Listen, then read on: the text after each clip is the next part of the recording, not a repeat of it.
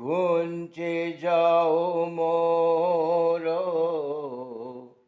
যেতে কবে দনা, ঘুঞ্চে যাও মোর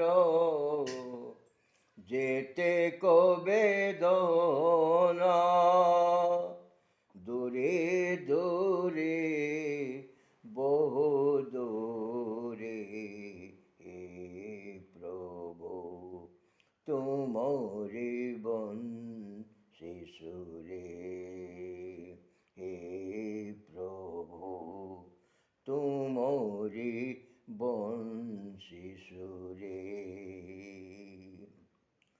সংসারর নামে দেছ মতে ভুলাই,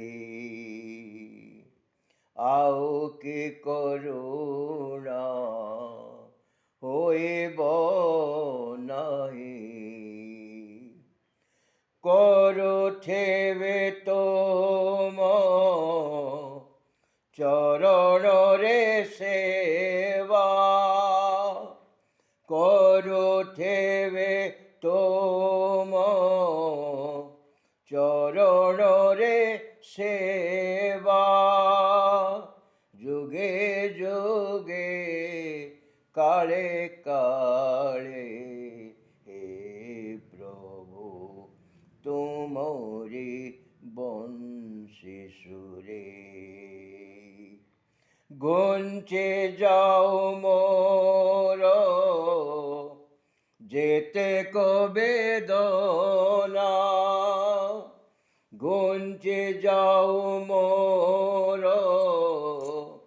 যেতে কবে দনা, দূরে দূরে বহু দূরে হে প্রভু তুমরি বংশী সুরে, হে প্রভু তুমরি বংশী সুরে,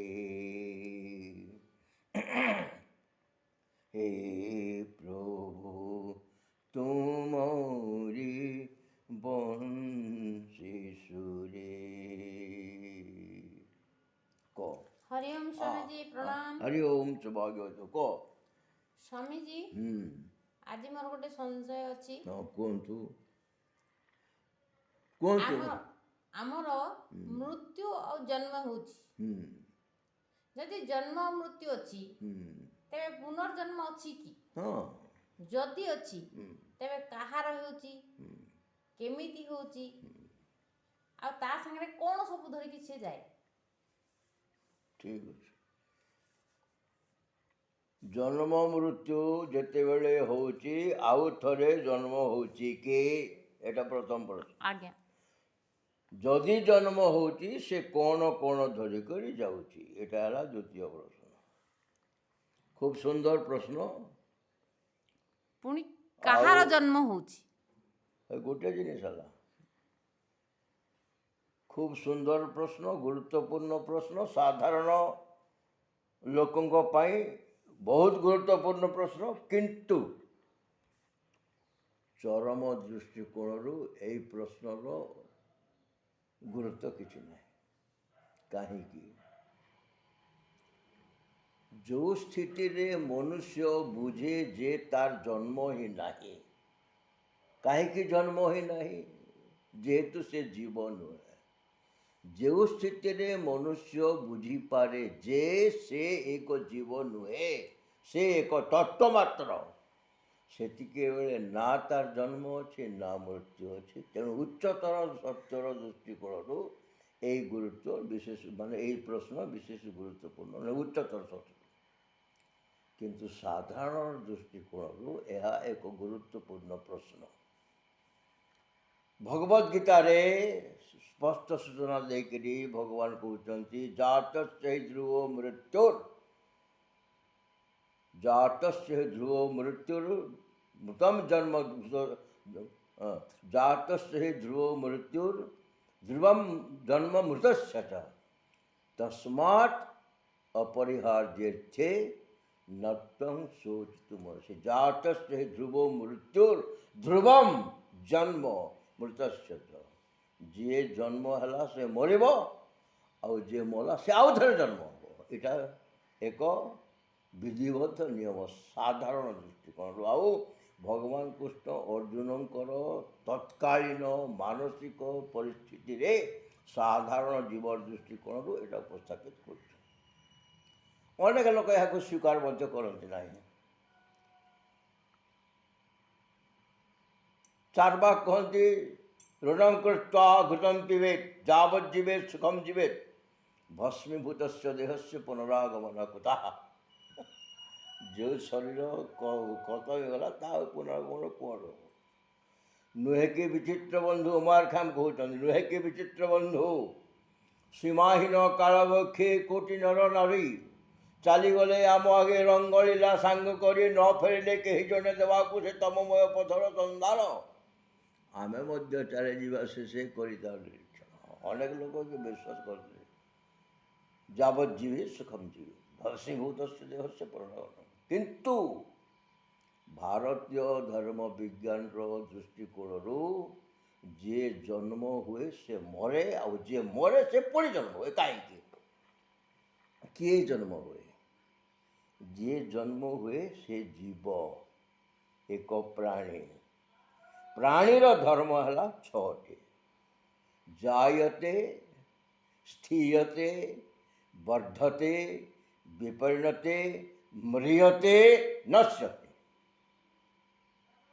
ଜନ୍ମ ହେବ, କିଛି ସମୟ ରହିବ, ବଢ଼ିବ, ମରିବ, ଖତମ ହେଇଯିବ। ଜାୟତେ, ସ୍ଥିୟତେ, ବର୍ଦ୍ଧତେ, ବିପରିଣତେ, ମ୍ରିୟତେ, ନଶ୍ୟତେ। জন্মাদি মরণ পর্যন্তে, ভাগবত কথা, জীবর ধর্ম বলি এতে। এই ছটা লক্ষণ যার ଅଛି ସେ ଜୀବ ଆଉ ସେ ମରେ। ଏ ଜୀବର କିଏ ମରେ? ଜୀବର ପୁଣି ତିନିଟା ଶରୀର ବୋଲି ଶାସ୍ତ୍ର କହୁଛି। ଗୋଟେ ସ୍ଥୂଳ, ଗୋଟେ ସୂକ୍ଷ୍ମ, ଗୋଟେ କାରଣ। ସ୍ଥୂଳ ଶରୀର ପଞ୍ଚଭୂତରେ ନିର୍ମିତ, ଆମେ ଯାହା ଦେଖୁଛୁ। ସୂକ୍ଷ୍ମ ଶରୀର ସେ ବି ପଞ୍ଚଭୂତରେ ନିର୍ମିତ, କିନ୍ତୁ ଦେଖାଯାଏ ନାହିଁ। 17ଟା ଉପାଦାନରେ ନିର୍ମିତ ହୋଇଥାଏ। ପଞ୍ଚକର୍ମେନ୍ଦ୍ରିୟ, ପଞ୍ଚ ଜ୍ଞାନେନ୍ଦ୍ରିୟ, ପଞ୍ଚ ପ୍ରାଣ, ମନୋବୁଦ୍ଧିଶ୍ଚେତି ସପ୍ତଦଶକଂ ଲିଙ୍ଗଂ ଭୌତିକଂ ହିରଣ୍ୟଗର୍ଭ ଇତି ଉଚ୍ୟତେ। ଏତତ୍ ସୂକ୍ଷ୍ମ ଶରୀର ଆତ୍ମା। ୟାକୁ ଲିଙ୍ଗ ଶରୀର ବୋଲି କହନ୍ତି। ଆଉ ଦାର୍ଶନିକ ଭାଷାରେ ଏହାର ନାମ ହେଲା ଜୀବ। ଅପରିଚ୍ଛନ୍ନ ଚୈତନ୍ୟ ଜୀବ ଇତି ଉଚ୍ୟତେ। ଏ ଚୈତନ୍ୟର ପରିଚ୍ଛିନ୍ନ ହେଇଯାଇକି ଜୀବ ଲାଭ ହେଇଛି। ୟାର ଜନ୍ମ ମୃତ୍ୟୁ ହୁଏ। ହେଲେ ଜନ୍ମ କ'ଣ? ଜନ୍ମ ହେଉଛି ଗୋଟେ କମ୍ପୋଜିସନ୍, ଏକ ସଂଯୋଗାତ୍ମକ ପ୍ରକ୍ରିୟା, ଏ କମ୍ବିନେସନ୍। ଆଉ ଯିଏ କମ୍ବାଇନ୍ ହେଉଛି, ଯାହାର କମ୍ପୋଜିସନ୍ ଅଛି, ଆଜି ନହେଲେ କାଲି ନିୟମ ଅନୁସାରେ ତାର ଡିକମ୍ପୋଜ ନିଶ୍ଚୟ ହେବ। It must undergo a decomposition. Any composition will have to undergo a decomposition. ଏଇ ଯେଉଁ ଡିକମ୍ପୋଜିସନ୍ ହେଲା ମୃତ୍ୟୁ। ଏ ଡିକମ୍ପୋଜିସନ୍ ଏଗେନ୍ କମ୍ପୋଜ ହେଇଯିବ, ସେଟା ହେଲା ଜନ୍ମ। ତେଣୁ ମନୁଷ୍ୟର ପଞ୍ଚଭୌତିକ ଶରୀର ଖତମ ହେଇଗଲା ପରେ, ପ୍ରତ୍ୟେକ ଏଲିମେଣ୍ଟ ଯେଉଁ ଜାଗାରେ ମିଶିଗଲା ପରେ ଆଉ ଥରେ ପ୍ରକୃତିର ପ୍ରକ୍ରିୟା ଅନୁସାରେ ଜନ୍ମ ହୁଏ। କିଏ ଜନ୍ମ ହୁଏ? ଜୀବ ଜନ୍ମ ହୁଏ। ଜୀବ ମାନେ କ'ଣ? ଅପରିଚ୍ଛନ୍ନ ଚୈତନ୍ୟ, complex of body mind. Body mind କମ୍ପ୍ଲେକ୍ସକୁ ଜୀବ ବୋଲି କହନ୍ତି। ହେଲେ ଯେହେତୁ ଏଇଟା ଗୋଟେ କମ୍ପୋଜିସନ୍, ସେ ଡିକମ୍ପୋଜ ହେବ। ଏ ଡିକମ୍ପୋଜକୁ ମୃତ୍ୟୁ ବୋଲି କୁହାଯାଏ। ମୃତ୍ୟୁ ଶେଷ ନୁହେଁ, ଜୀବନର ଶେଷ ମୃତ୍ୟୁ ନୁହେଁ, ଆଉ ଥରେ ଜନ୍ମ।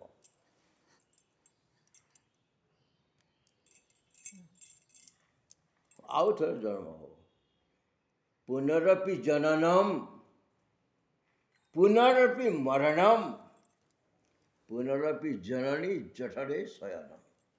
यह संसारे खरदुस्तारे कृपया पारे पाहि मुरारे भज गोविंदम स्मर गोविंदम गोविंदम भज मूलमते।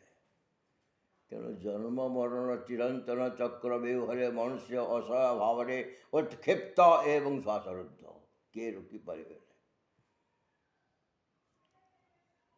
कहीं तार कारण है स्थूल शरीर तो सांगे सांग डिकम्पोज हो गला। ता भितर जो सूक्ष्म शरीर अच्छी 17टा उपादान निमित्त पंच कर्मेन्द्रियाणि पंच ज्ञानेन्द्रियाणि पंच प्राणा मनबुद्धिश्चेति सप्तदशकम लिंगम भौतिकम हिरण्यगर्भ इति उच्यते एतत् सूक्ष्म शरीर आत्मा। तुम पॉलिथिन जमी बहुत धीरे डिकम्पोज हुए सेमिति এই सूक्ष्म शरीर मध्य जल्दी डिकम्पोज हुए ना और जेहेतु डिकम्पोज हुए ना कंपोजिशन आसब तेणु तार आउ थे जन्म हम और जिते बेले पर्यंत तार कामना थिब सेते बेले पर्यंत जन्म मृत्यु चिरंतन चक्र व्यूह भितर से जीवा आसवा कर कामनार विनाश रे तार विनाश हो।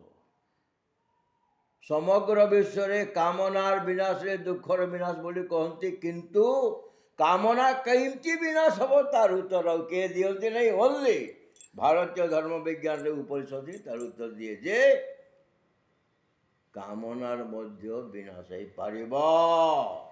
स्पष्ट घोषणा दे उपनिषद कहती बृहद आरण्यक उपनिषद ज अकाम निष्काम आप्तकाम आत्मकाम न हतस्य प्राणा उत्क्रमन्ते ब्रह्म एव सन ब्रह्मम अप्येति। बस तार समाधान आला। जो दिन कामनार शेष हम कामना रहिब नहीं निष्काम अकाम आप्तकाम आत्मकाम हेले न हतस्य प्राणा उत्क्रामन्ति तार प्राण उत्क्रमण हुए नहीं ब्रह्म एव सन ब्रह्म आवेति ब्रह्म रे लीन हो जाए मैंने it reaches to its original status quo तार स्वरूप रे सिद्ध हो जाए।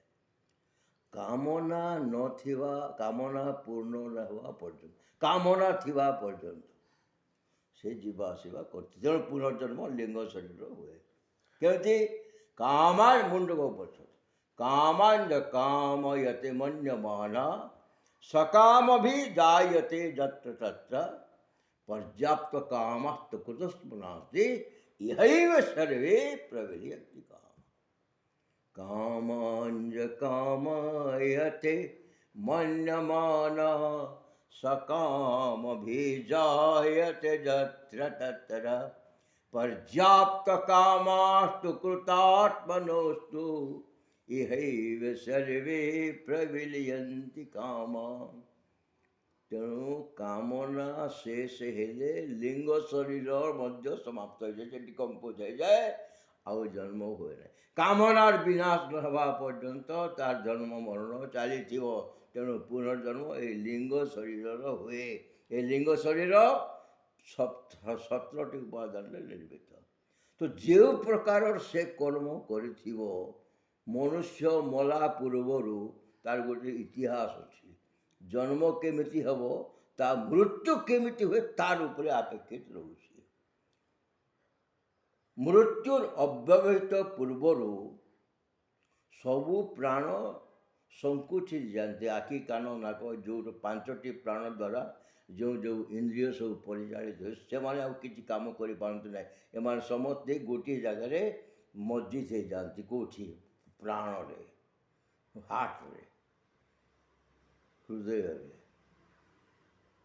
मस्जिद हो गला परे केवल गोटे प्राण काम थाए उदान वायु कंठ पाखे थाए सेटा हूँ तार जहाज ये लिंग शरीर तार विद्या कर्मणि सामान्य रही पूर्व प्रज्ञात ये सब को नहीं करी लोड है करी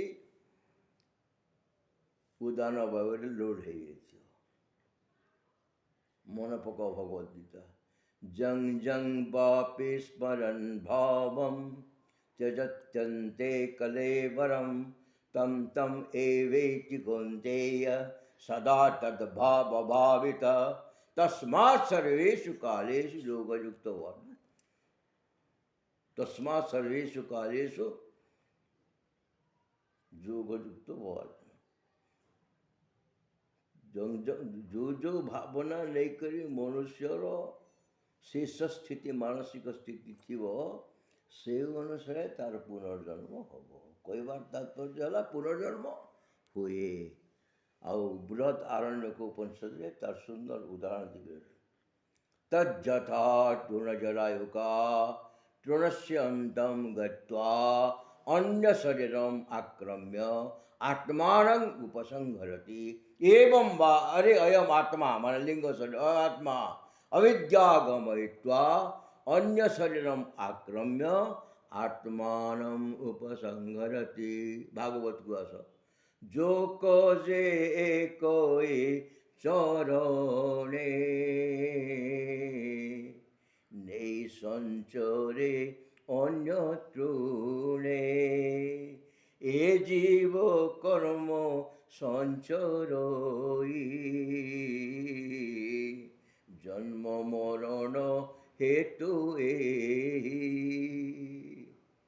নিজের জীবনের সংস্কার নেই করে সে সেই অনুসারে প্রকৃতি দ্বারা আହୁରି পঞ্চভূত ନିର୍ମିତ ଶରୀରକୁ ସେ ଗ୍ରହଣ କରେ।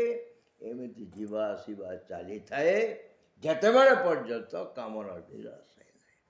ତେଣୁ କାମନାର ବିନାଶ ହେଲେ ପୂର୍ଣ୍ଣତା ପ୍ରାପ୍ତି, ଲିଙ୍ଗ ଶରୀର ଡିକମ୍ପୋଜ ହେଇଯାଏ, ମୁକ୍ତି ତାକୁ କୁହାଯାଏ। ମୁକ୍ତି ନ ହେବା ପର୍ଯ୍ୟନ୍ତ ଯିବା ଆସିବା ଚାଲିଥାଏ। ତେଣୁ ଲିଙ୍ଗ ଶରୀରର ବା ଜୀବର ଜନ୍ମ ମୃତ୍ୟୁ ହୁଏ।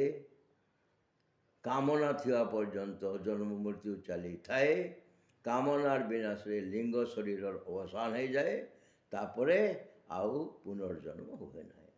ତା ପୂର୍ବରୁ ଉପଯୁକ୍ତ ଜ୍ଞାନ ବା ଆତ୍ମବୋଧ ହେବା ପର୍ଯ୍ୟନ୍ତ ଜନ୍ମ ମୃତ୍ୟୁ ଚାଲିଥାଏ। କିଏ ରେ ଲିଙ୍ଗ ଶରୀର କେମିତି ହୁଏ? ମୁଁ ଏବେ ଯେଉଁ ଉଦାହରଣ ଦେଲି ସେମିତି ହୁଏ। ହେଲା। ଆଜ୍ଞା, ବହୁତ ଧନ୍ୟବାଦ ସ୍ୱାମୀଜୀ। ଆଉ କ'ଣ କୁହନ୍ତୁ?